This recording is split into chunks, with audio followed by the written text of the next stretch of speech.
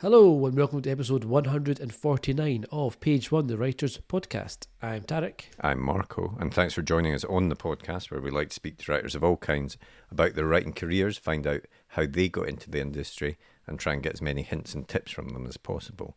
And we've had a few crime authors on recently, and that continues this week. Yeah, this week we're chatting with Louise Candlish, who is a crime author, a prolific crime author. She's written dozens of books and started back in 2004. Her latest is The Only Suspect, which is out today at time of release. Yeah, yesterday I think it was out in the book. Yesterday, sorry. Yeah. And it's a really interesting novel set in 1995, which sets up that really interesting place of not having to rely on how do you get past a cell phone or exactly. Yeah, GPS. we chat about that. Is that the way, because modern tech must have ruined a lot of crime plots potentially. Yeah. So many classic stories just wouldn't work anymore. Yeah, exactly. So movies. setting it in the past is perhaps the way to beat that. Yeah. So and we, she's she's prolific, as you say, but she's also very successful. She's won the British Book Awards Crime and Thriller Book of the Year in 2019. She's been a Richard Judy Book Club pick, and she talks about the importance of these things and what a difference that can make to an author to be on these lists.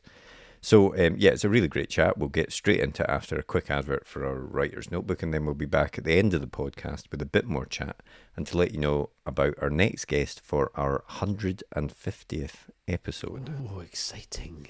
But for now, on with the podcast. The blank page. To some, it's terrifying, an obstacle to overcome. But we prefer to think of it as an opportunity, a blank canvas to be filled with all of the adventures and characters in our head. So how to overcome that fear? Well, we all know the best advice for a writer is write. Seriously, get words on the page and more will follow. But what about later, when you start trying to pull those threads of what you've written together? What about the character you wrote about way back at the start? Who was she again? What was she carrying? And where did she leave the MacGuffin that she now really needs in the third act? Think about all those top thrillers you like to read, or that amazing drama you just watched. What did they all have in common? Structure and planning. As aspiring writers ourselves, we've tried many different methods to try and organise all the thoughts about the stories we want to tell. We've been there searching for a piece of scrap paper to note something down, or making a quick note on our phone in between meetings. Or sometimes we'll make a note in whatever notebook we're carrying, or a document on our laptop so we don't forget that great idea. Let's be honest, it can all be a bit messy and it's easy to lose track of everything. And that's when we realised it's not just the story that needs structure and planning, but the way we gather all of our thoughts about it as well. And so we made Page One. Page One is more than just another notebook. It's a place to put down all your ideas for your latest project, divided into easy-to-use sections that will help you plan your story, so that when that blank page comes calling, you're ready to answer. And then afterwards, once it's written, we realised you need to plan how to let people read it, so we included a section relating to submissions. Each one is designed for one project, whether you want to write a book, screenplay, a comic, or any other kind of story. We truly believe that when you use it, it will help you get to the main event, writing your story. So we hope this helps. We can't wait to read what you come up with. And remember, every story starts with Page One.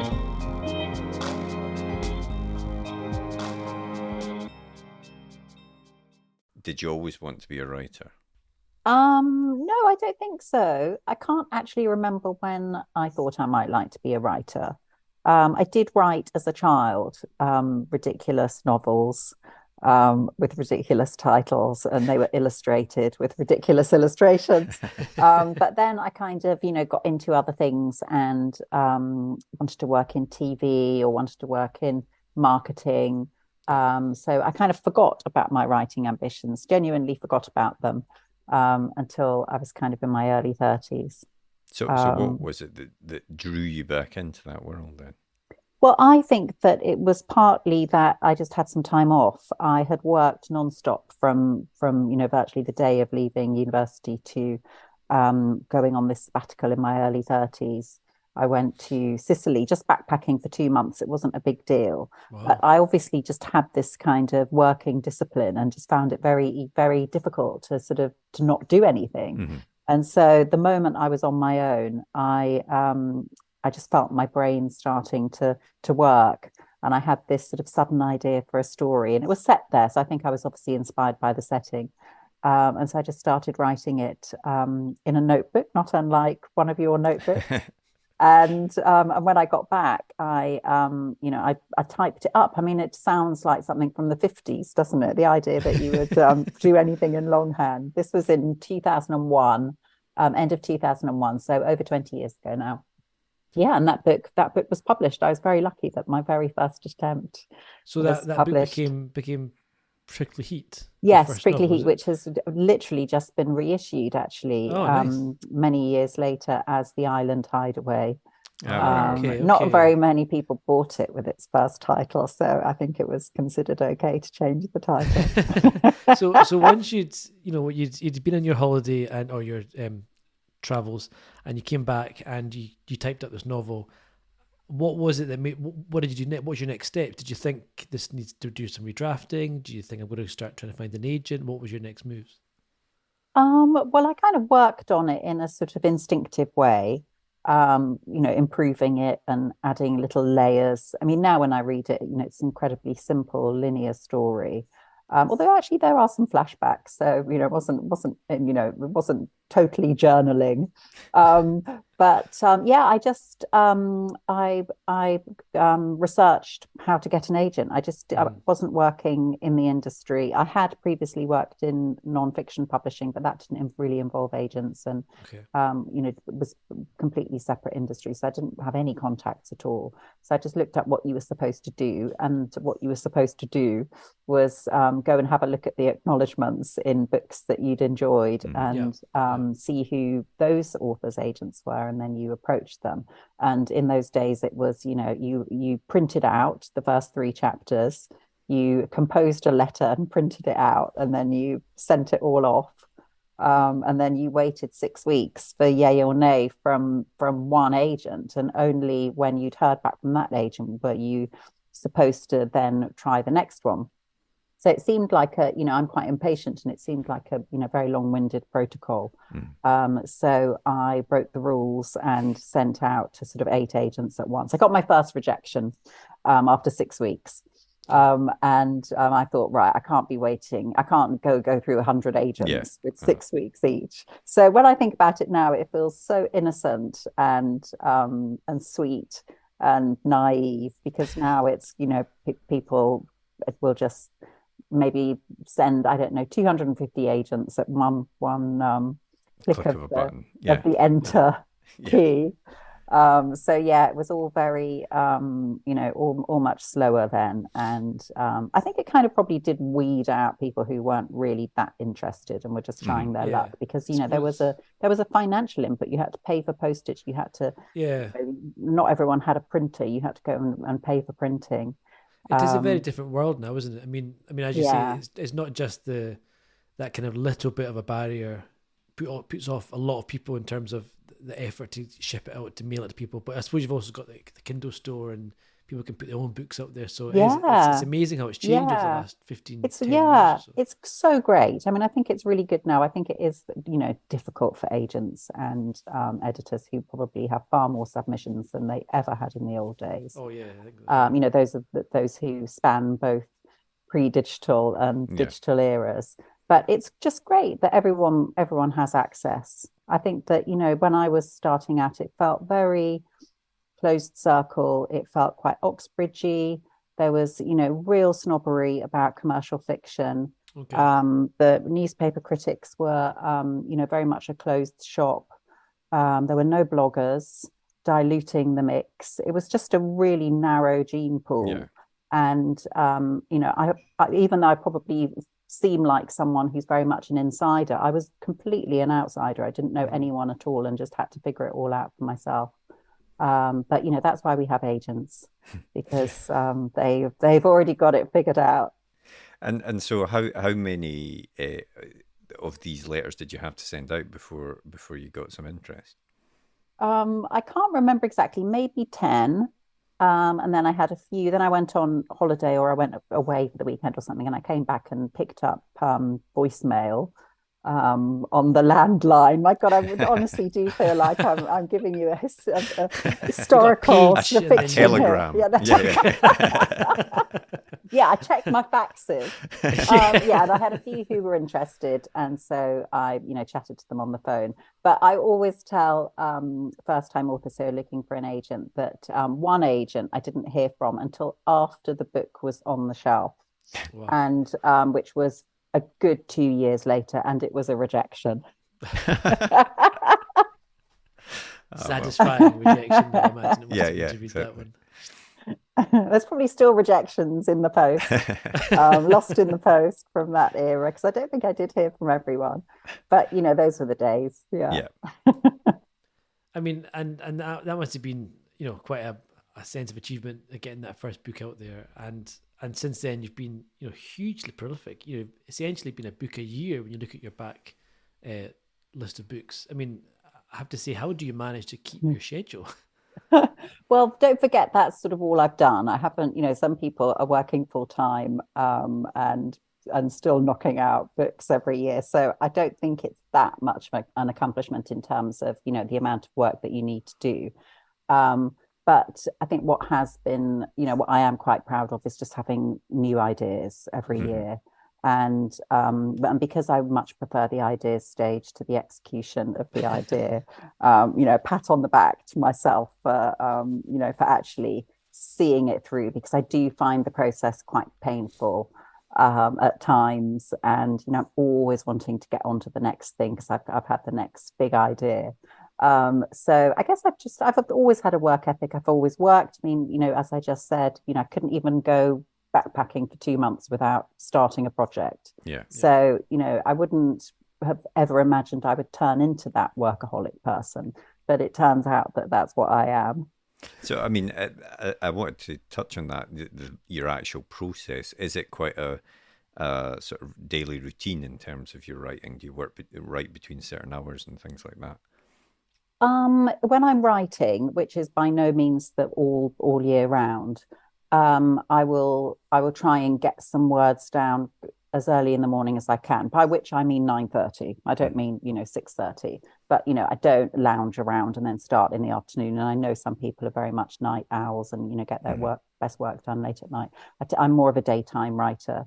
But when there's a deadline, I'll just work 7 days a week, whatever hours I need to work.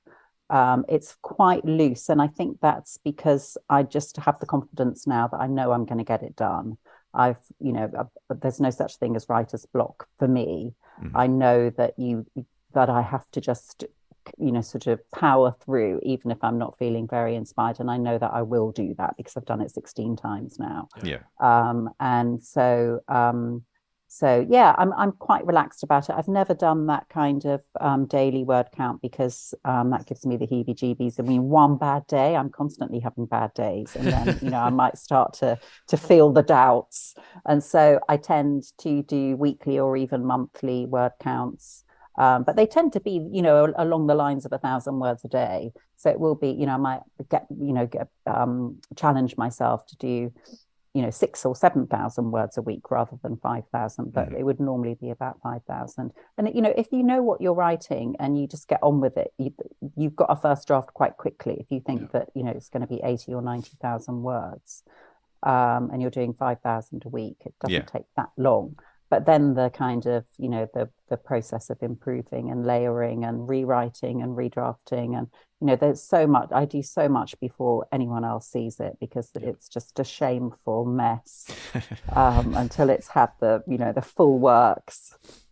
Well, that first draft that you do, then you, as you see, if you 5,000 words a week, 80,000 word book, you can get through it quite quickly. But then, how much thinking goes into and planning goes into that before you even put a word down on the page? Do you spend a lot of time planning out so when it comes to getting those 5,000 words a week, you know where you're going with it, or do you kind of pants it a little bit? Well, there's a bit of planning. I do. I mean, I know what the main idea is, and I know what the things that I'm obsessed with are, because I tend to have sort of the obsessions or the themes kind of gathering in my mind as I'm finishing the one before. And so they're all ready to be explored. I mean, I don't do an enormous amount of research anyway, but I've recently started outsourcing my research because it was taking up some time. So how does that work And with then? The Only Suspect, because it's set in the 90s. And even though I was in my 20s then and, having the time of my life, I actually discovered that I couldn't remember that much about it in terms of the sorts of details I needed for the book. And so I outsourced that research to a researcher. So how does that work? Is that someone that you basically have a contract with and you say, Yeah, here's the details it's my that I want? husband. Yeah. Okay. He's a professional researcher. I see, And okay. so I hired him. I hadn't been able to use him before because he'd been working full time. But as soon as he became available, I was like, "Oh, do you fancy helping me?" But yeah, no, it's a good arrangement because he's really brilliant at research and enjoys it, and I find it quite boring. I much Yeah. prefer writing to researching. That's interesting. But I've at never the same actually spoken to time, anyone who's outsourced research before, I don't think, on the podcast. That's something that a lot of writers, or you would recommend writers do if I they think can. people, yeah, I think if you're really, really busy, you might do that. But I think most writers would consider it to be part of how the ideas form in the first place, which I do get that. And so there's always a little bit that I'll do myself because, how do you know a great detail until you sort of find it? Yeah, But I've been able to sort of brief in such a way that I think he knows exactly what it is I'm looking for. And, because we're married and, we live together, he knows what I'm looking for. So, for instance, I'm writing something at the moment and it involves paddleboarding and which is a bit random, but I'll say, see what horrible accidents there've been involving paddleboarding and how could someone sabotage someone else's paddleboarding experience. Okay. And how long can you survive in the sea if you've come off your leash and your paddleboard and you've lost your paddle. So he knows the kind of dark stuff I'm looking for, so it's a good arrangement, but I still do a lot of stuff myself. That's a very long answer to the question. But so there's loose planning. There might be probably I'll start with a blurb, which I used to be a copywriter, and I found that it's just a really good way for me to crystallize what I think the selling point of the book might be. Okay. Because ultimately people are going to have to sell this thing, even if it's just in a line or two. Your agent's going to have to sell it, your editor has to sell it to the sales force have to sell it to the retailers, retailers have to sell it to the readers. And so we've got to know what it is that it's about. Yeah. So I'll do a blurb so that I've got that clear even before I start. And then, maybe if there's an American editor involved, I might even do a full synopsis because that they do often ask for that. And that's quite good as well. That helps me sort of get the plot clearer. But otherwise, I'm usually raring to go. And I'm always keen, first of all, to get the voice nailed, because then that's when I start to really enjoy it. If I've got the voice of the narrator, which is, obviously much easier if it's first person. But even if it's a third person narrator, I'm always telling the story from in their heads. It's never, I'm not the grand authorial voice speaking through them. It's always their voice and their thoughts and their interior life. And then I just try and be relaxed because I do find that good ideas and twists and things do come to me as I write. So I don't want to have it all inflexibly sorted before I start. I want to be open to improvements. And, that's a good attitude to have because that's what you need once the editing process starts as well. You don't want to be closed to someone's amazing brainwave. You want to be like, I'll take that. I'll take credit for that. Sure, totally. I'll incorporate that brilliant twist that you just suggested. Well, I read that you had said that you actually enjoy the structural edit part of the process, which, some people really like the initial drafting of the novel and hate the sort of redrafting and revision side, but others very much, writing is rewriting kind of idea and are fans of that. And I think you fall in the latter camp, probably. Yeah, I think so. I mean, I do like the whole thing. I suppose I'm just sort of in love with the creative process, actually. I really like starting with something that's a bit scrappy and just a couple of ideas and then ending up with a really well-crafted, multi-layered, authentic sounding piece of work. And so I sort of welcome all of the process. I mean, that's not to say that, you know, I don't sort of, you know, absolutely sigh in horror when the 20 pages of notes come through. You know, but again, it's part of the process. It's like, oh my God, because if you think every time you show your work to someone, you think it's as good as it can get. But I've learned that it's not as good as it can get, and that actually that it's the time away from the draft. Definitely, I think is almost as valuable. I think it's probably more valuable to have a month away from a draft than to have done another draft in that month and then started on the one after. I've just found that because you go back to it so fresh. And so depending on the schedule and, you know, when the publication date is, I will say to my editors, can I, you know, take as long as you like, because it would be really great if I can have 2 months off and I'll go off and do something else. And then when I come back to it, I've got their notes, we'll have the discussion, I'll read it again. And it will be like I'm a reader then, rather than remembering every detail. And, you know, you get attached to passages that, because they, you know, they're quite well written, but it turns out that they're actually slowing the pace down or whatever. So it's just that time away, but it's not always possible. It's, you know, sometimes it's not possible. So my aim is always just to give the absolute best quality I can in the time I've got. Yeah, and you mentioned there about having kind of ideas for the next book in your head a little bit as you come to the end of one, and what is the idea for you? Is it tend to be a kind of plot point that kicks something off, or is it a character that you want to take somewhere? What's the starting point? It could be anything. It's generally a crime or a deception, I have found. And it could be inspired by watching an old movie. So The Only Suspect, there's I think, quite obvious tribute to a Hitchcock movie in there. But I won't say what it is because your listeners will immediately guess what the twist is. It could be another book I've read. I tend to read classics or older books rather than contemporary ones for inspiration, because I really don't want to be copying a contemporary, and, you know, even subconsciously. So with The Only Suspect, I was really inspired by Barbara Vine's A Fatal Inversion, which actually I heard as a radio dramatization. I didn't even read the audiobook. It was a dramatization from years and years ago. And I was suffering from insomnia one night and just put it on. And in the morning, I thought, I really want to do that. That kind of device of hedonistic young people being almost lawless and then becoming responsible citizens, and possibly having a secret to hide over the years. And in A Fatal Inversion, there's 10 years between the hedonistic summer of the young people and then their chickens coming home to roost.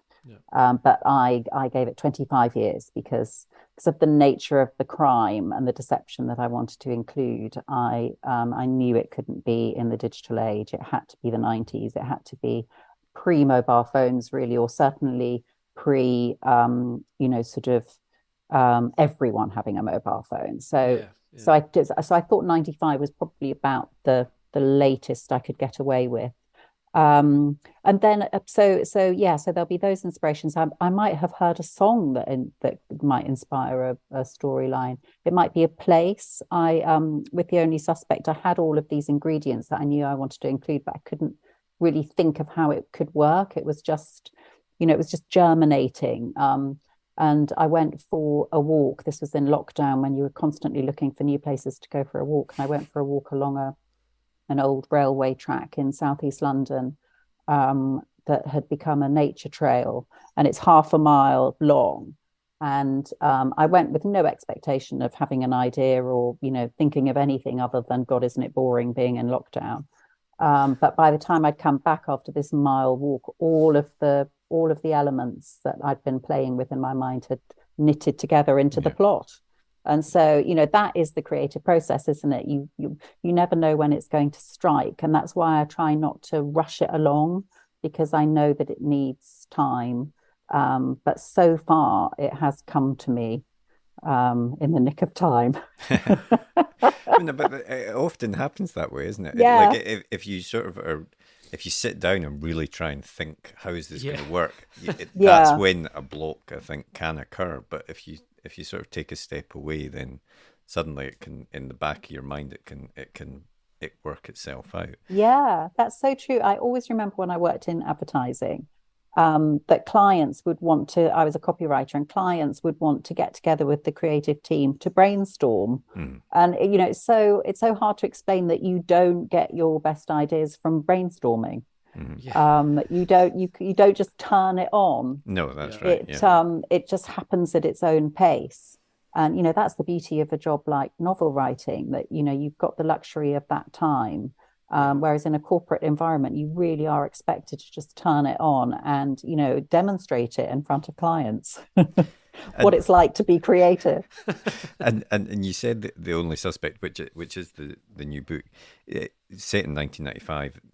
One of the reasons so that people didn't have phones. I mean, I wanted to ask about that more generally, because there must have been a lot of crime writers at some point that's cursed when, phones and the internet and social media and stuff GPS. Must have ruined so many plot points. Definitely. That existed for so many years beforehand.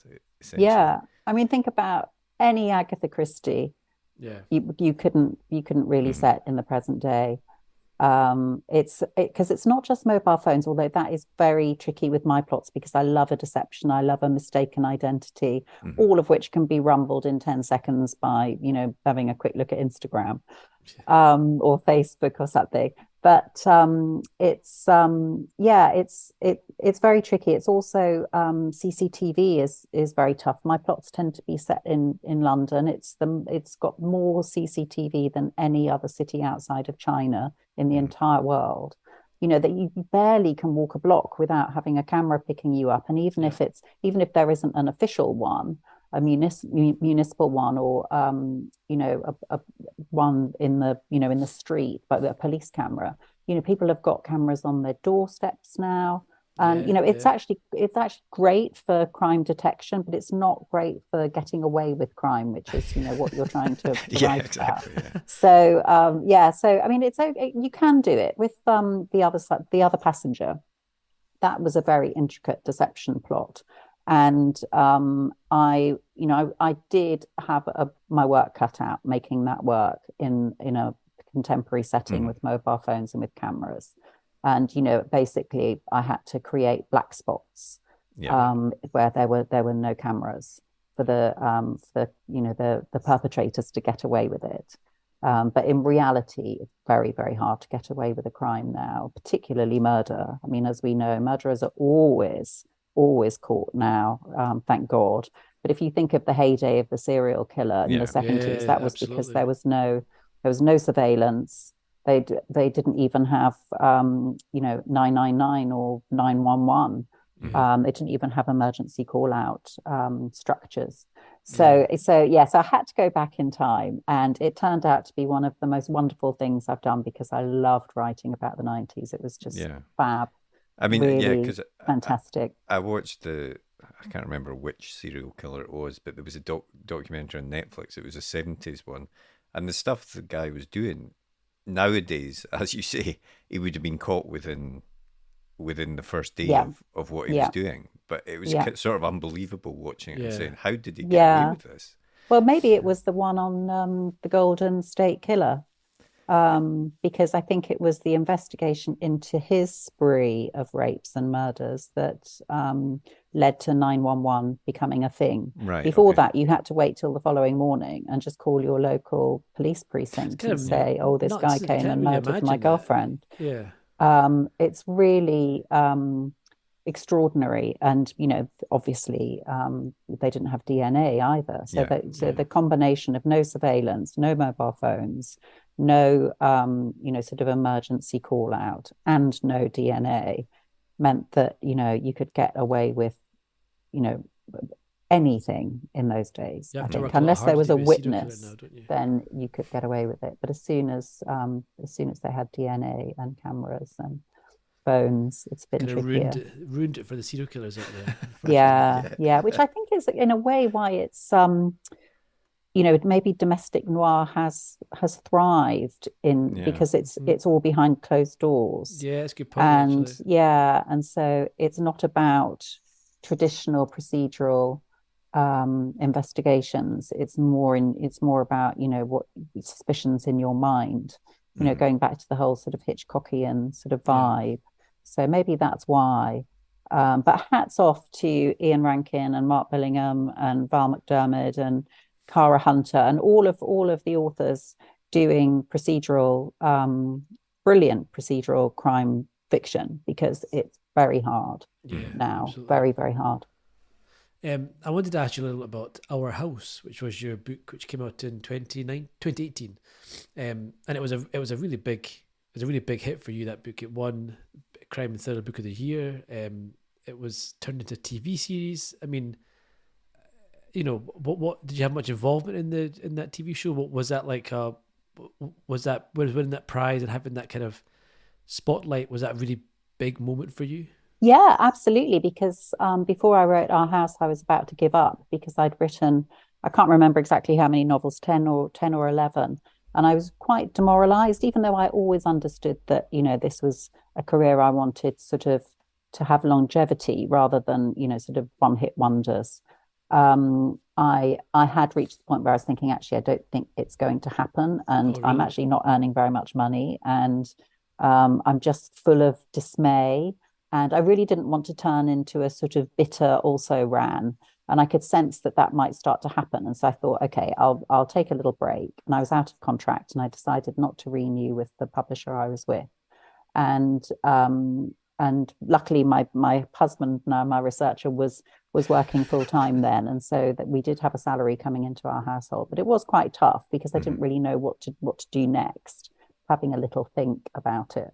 And that was when I had the idea for Our House. And I thought, well, actually, this is such a brilliant idea. It was based on a real crime that I'd read about in the Daily Mail. So, I didn't invent the crime. I was just the first to bring it into fiction. And I just knew instantly that it was original, and that I had an idea for a structure that was quite unorthodox and quite innovative. And so I thought, well, the combination of this crime that no one's read about before and telling the story in this new way, I'll go out with a bang. Yeah. So I'll do this last one. And so that's what I did. And it really took off in a way that was, obviously, really amazing and quite surprising. I had thought that anyone who read it would enjoy it, but the difference is reaching that mass audience, and working with a new publisher was a big factor, because they just got it into the hands of so many more people. And then once it was in hands, people started telling each other, and so we had a word of mouth situation as well.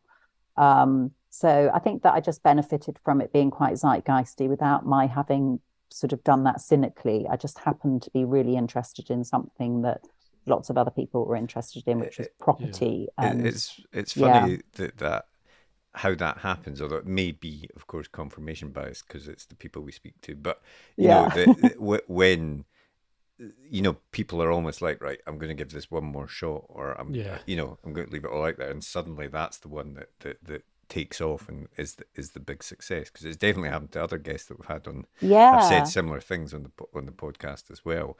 Whether it was like try to find an agent and they sort of sent it out saying, right, I don't even care, but this is it, I'm going to do it one more time, and then suddenly it all happens for them. So yeah, it is interesting that it happened. But but I think that you kind of it definitely must be a psychological thing that once you kind of let yourself off the hook, totally, you kind of are in a space where you can do better. Because I definitely raised my game. I wasn't doing anything that I hadn't done before. I was just doing more of it in better. And it was a lot sharper and a lot more complicated. But if there wasn't anything in there that you wouldn't recognize as Louise Candlish if you'd read my previous few novels. But it was, I just raised it to another level for me. And I also didn't in any way compare with other people. I'd learned by that stage to only really compare with my own former career and my own previous achievements, because it's just, you'll just drive yourself nuts if you're trying to sell as many copies as, some superstar, or if you compare yourself to someone who's, sort of had a Richard Judy pick and a Reese pick and sold 1 million copies with their very first thriller. Of course you're going to be despondent, but, by comparison. So I'd learned by then to only compare with myself, which was actually, that was a breakthrough in itself. So there were quite a few breakthroughs around that time. And it ended up having a happy ending.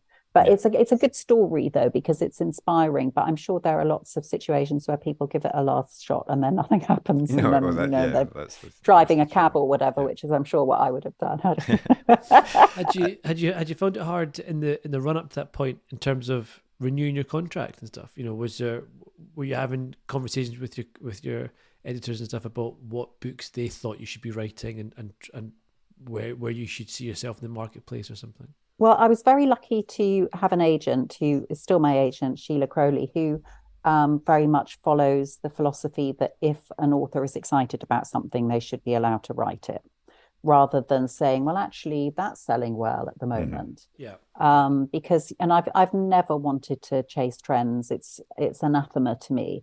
And, but I have been guided, when I was less experienced, I was guided by editors to make things more emotional rather than dark and detached, which was, more of my instinct.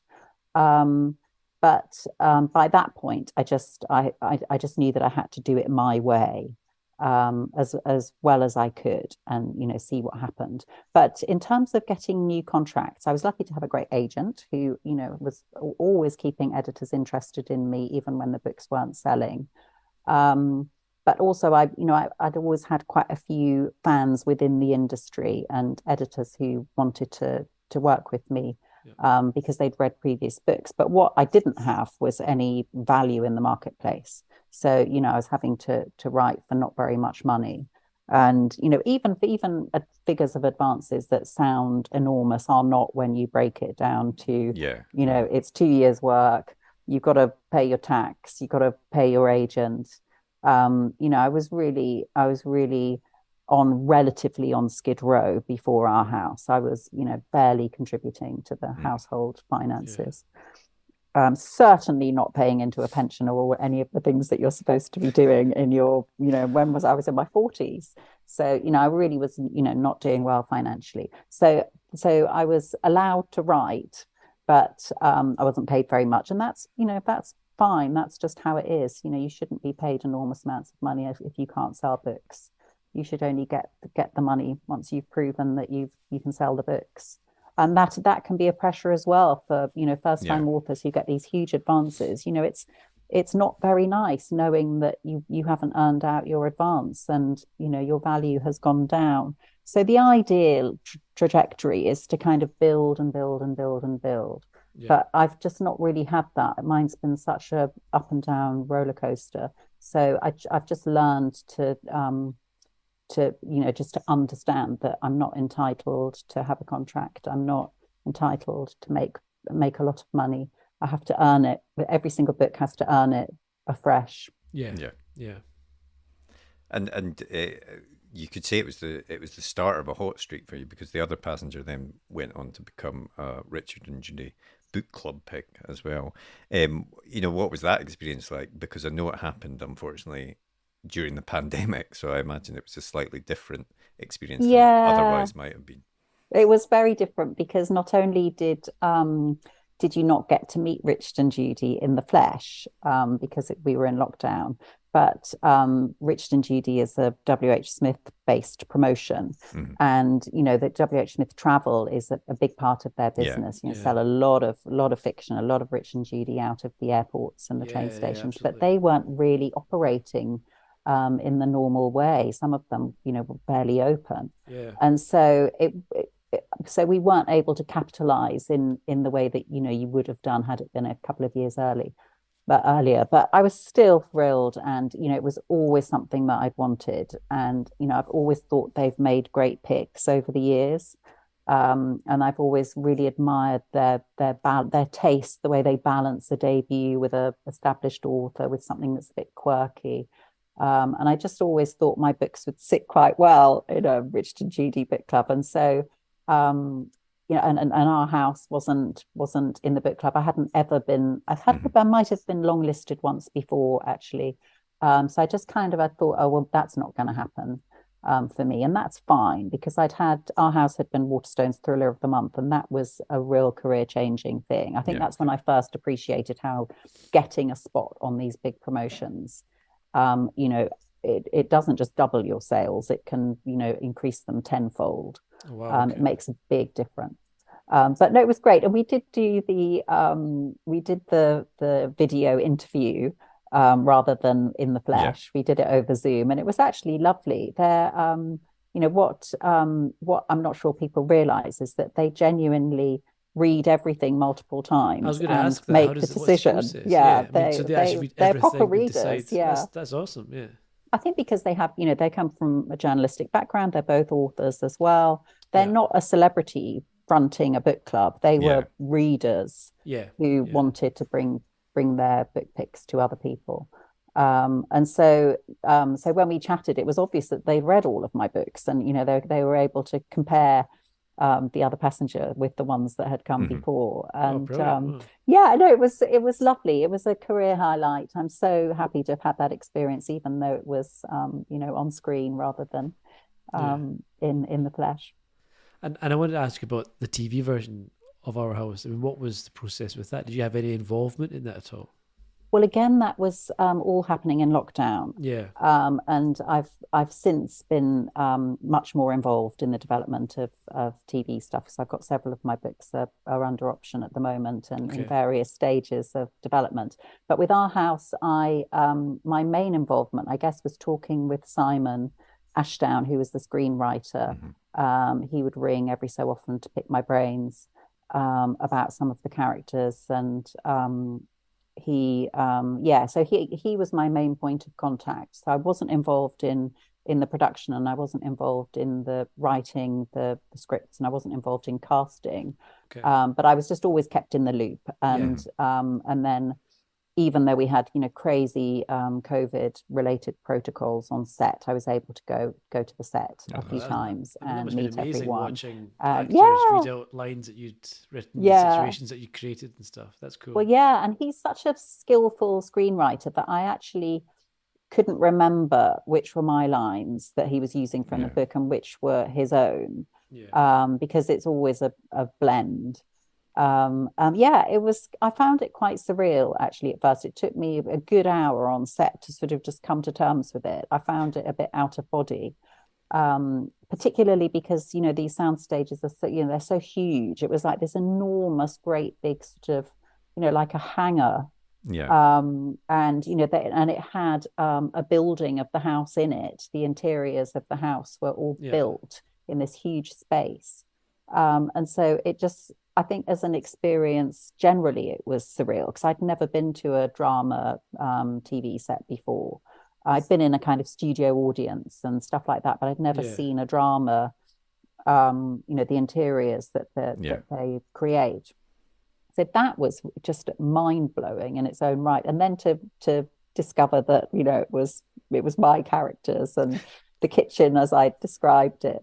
It was really, and the number of people that have kind of come to build this creation from scratch based on your ideas. This huge and stuff. crew. It's amazing. Yeah, absolutely. It was amazing. It was wild. And then seeing it on screen was also wild.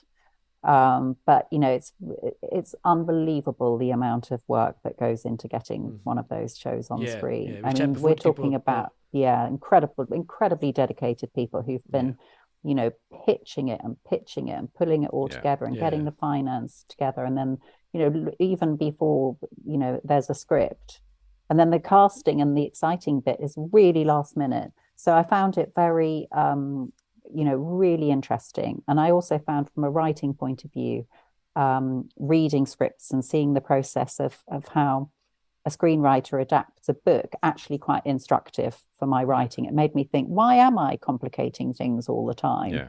because they strip out all of the complications. So all of the meta elements that a novelist loves, they strip that out before they even start, because you don't need to be recording a podcast or writing a confession, or all of the stuff that novelists put in to keep it interesting and make it into a bit more multi-layered on the page. They take that out and they're straight in with the drama. Mm-hmm. But I mean, but that's it. We've chatted to folk before who have had their work adapted and stuff, and it's the difference between what works for a book very rarely works for a screen, and having the skill set for one, it's very often you don't necessarily have the skill set for the other, and it's, I think, often adapting your own book must be very difficult because you're attached to it in a way that other people aren't, and you want to transfer things to the screen even though they won't work, but because you love them. And I think it's quite good to have someone come in and say, right, okay, this is great, but this stuff won't work, so we're going to check it, and there's no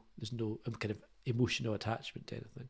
Well, this is it. And the big difference is that in a novel, you're inside the character's head, and you've got it's their thoughts and their interpretation of everything. But on screen, you can't read a mind. And so if you want to discover what's in someone's head, they have to say it to someone, or they have to act in a certain way.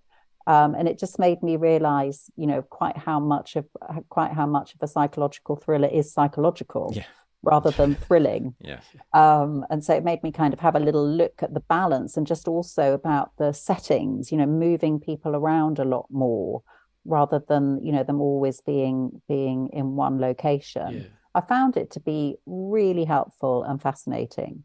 I mean, basic stuff like, you can see this is my older brother in the text of a book, but how do you get that across in a TV show or film without just being obviously expositional or saying it in a natural way? Like, it's a real skill to get that kind of information across to an audience without just being like, this is my brother Steve. Hello, brother Steve. How are you? No, absolutely. Because, anything that's obviously exposition or, kind of signposting is, really, jarring, and people hate it and amateurish. And so, it's got to work through action.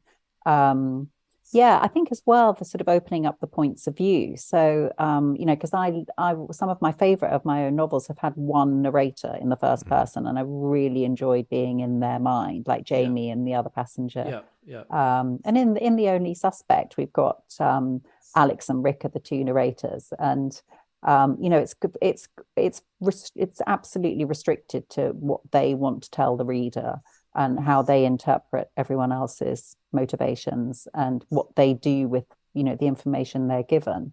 But on TV, you need to open it out to multiple points of view. Otherwise, you haven't got a clue what's going on. So completely different disciplines, but with a really nice overlap. And in fact, I have recently written a pilot for an original drama. And so I learned all of this on the job, and it was just brilliant. It's brilliant to try something new in middle age and mid-career, and it's just so, it really benefits your original sort of form if you try a new one, I think. Definitely. So I mean, I was going to ask, that's one of the things you've been working on. What the Only Suspect is out in very soon, next month, but what is in the pipeline? What are you working on next? Well, I'm working with multiple producers on more adaptations, including the same team that did Our House are doing The Only Suspect. So Simon will be doing the screenplay for that. And then I'm working on my next novel as well, which has a bit more of a property element than The Only Suspect. It's set around holiday homes. So it's a real kind of haves and have-nots sort of structure, with quite a lot of social commentary. But I've taken it out of London. That's the main thing. That's the big difference for me. I've taken it out of the city, and we're on the coast.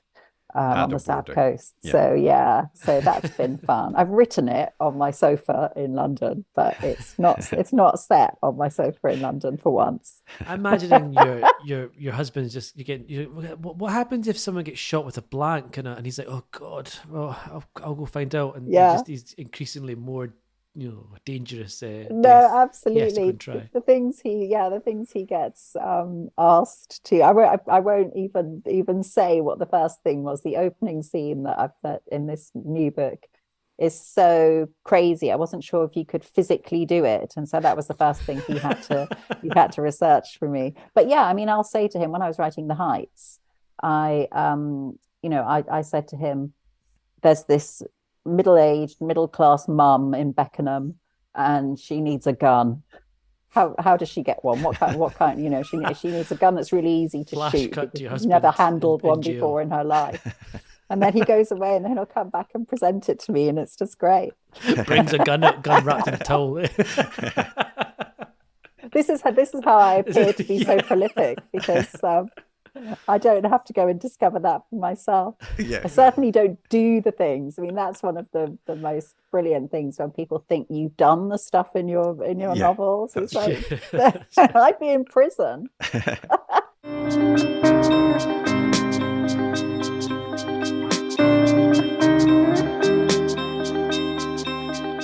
What was the last book that you read? The last book I read is not out yet at the time of speaking, but it will be out very soon, is The Mother by T.M. Logan, who writes classic thrillers. I think, Harlan Coben style thrillers set in Britain. I'm sure your listeners will be familiar with his book. So The Mother is the new one. And it's got a great opening scene. I think it's the opening scene where this mother has come out of prison, and she attends her own funeral. All right. Okay. So it's got this great hook at the Yeah. beginning, and then you discover, what she was in prison for, and and trying to find out the truth of what actually happened for a crime that she didn't commit. So yeah, I really enjoyed it. Just a page turner, a proper, pure and simple page turner where something totally adrenalized happens in every chapter, and I really loved it. It's great. Right. I love his books. Yeah, awesome. What about the last film that you watched? What was the last film I watched? I can't remember. Oh God, it was tell you what it was. It was Knives Out, because I watched nice. Glass Onion before I watched the original one. Oh, okay. Yeah. So, and I much preferred Knives Out to the Glass Onion. It's more of a classic kind of Agatha Christie locked room, here's all the pieces, work out type story, isn't it, the first one? Yeah, absolutely. And I'm someone who always does things in the wrong order. So the last thing I've watched on TV, and you will not believe this, was Broadchurch, which I had not seen before, 10 years old. So, but in a way, I actually think it is, it's a good thing, because I'm quite often inspired by things that other people have forgotten about. Mm-hmm. So I'm so late to them. And again, with Knives Out, I had watched Blonde with the same actress before Knives Out. And so it was really interesting to come to that actor, having seen her in this, incredible, intense portrayal of Marilyn Monroe, and then to sort of see her in this cozy crime thing. Very, very different roles.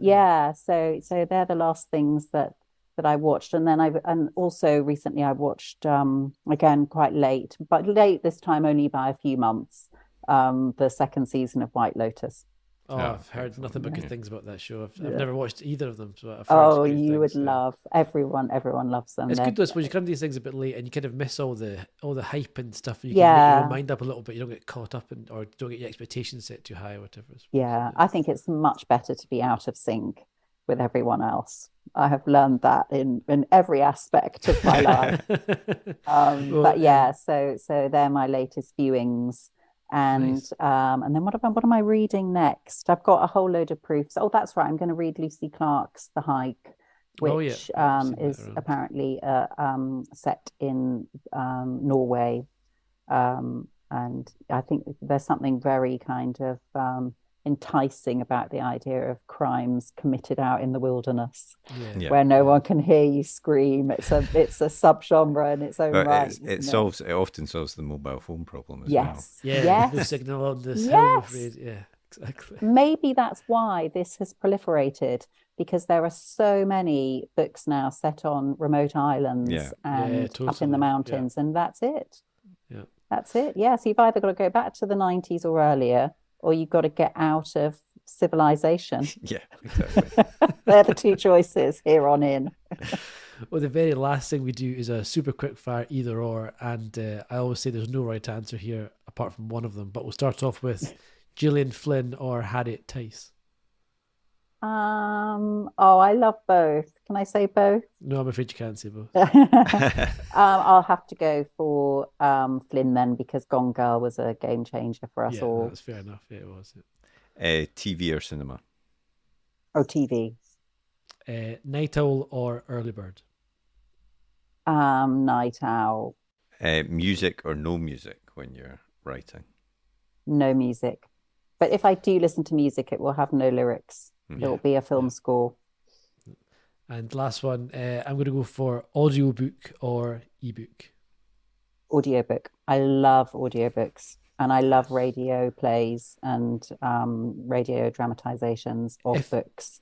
If I'd asked you the question, real book or ebook, what would your answer have been? Real book. Yeah. I actually don't have I used to have a Kindle, but I found that I was racing and actually becoming quite anxious. I don't know why. I think it was something to do with kind of, the percentage thing. Yeah. And so I stopped reading on ebook, and so I always read in print now. Fair enough. Okay. Excellent. I always try to get ebooks to try and nobody ever picks ebooks, so I feel I have to fight for them. But I know loads of people who only read ebooks. Oh, that's good. We need to get them on the podcast. Yeah, don't worry. They are absolutely not going anywhere. And you can get all the books for 99p as well. I know, So. it's nuts. It's just crazy.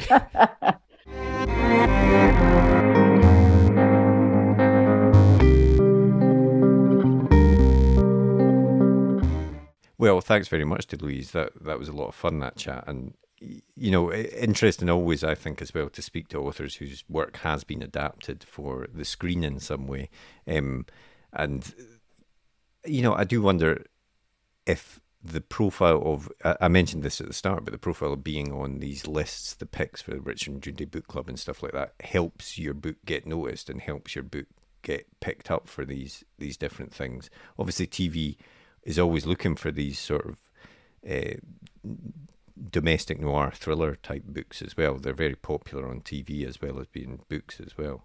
Absolutely. I mean, it has to be a good thing being on these lists. And from what she says, the Richard Judy Book Club is actually I was going to wonder how much involvement do people like Richard Judy actually have in these things, but they really do seem to read everything and take the time to get to know the book and the author, which is quite nice. Not just reading that book, but also the author's other books all and the stuff. ones. So exactly.